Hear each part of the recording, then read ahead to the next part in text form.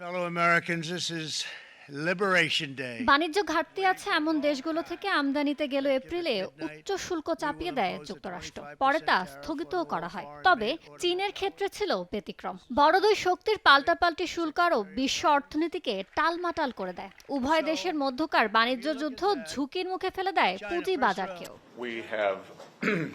এবারে পাল্টাপাল্টি শুল্ক স্থগিতের বিষয়ে একমত হয়েছে ওয়াশিংটন ও বেজিং। সুইজারল্যান্ডের জেনেভায় অনুষ্ঠিত 2 দিনের বৈঠক শেষে বাণিজ্য আলোচনাকে ফলপ্রসূ বলে উল্লেখ করেছেন যুক্তরাষ্ট্রের অর্থমন্ত্রী স্কট বেসেন্ট।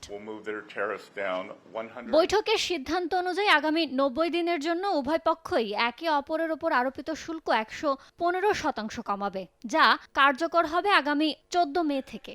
এতে চীনা পণ্যে মার্কিন শুল্ক থাকছে 30% এবং মার্কিন পণ্যে চীনের শুল্ক থাকছে 10%। তবে বহাল থাকছে ফ্যান্টানাইলের ওপর আরোপ করা শুল্ক হার।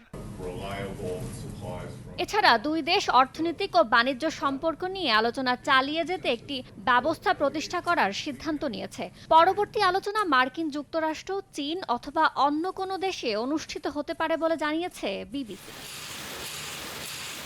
বাণিজ্য যুদ্ধের পারদ নেমে আসায় মার্কিন ডলার ও চীনা মুদ্রা ইয়েনের দরে তেজি ভাব ফিরে এসেছে। প্রায় 3% বেড়েছে জ্বালানি তেলের দামও। ঊর্ধ্বমুখী প্রবণতায় এশিয়া সহ বিভিন্ন দেশের পুঁজি বাজারে। ইয়ানুর শিফাত, সময় সংবাদ।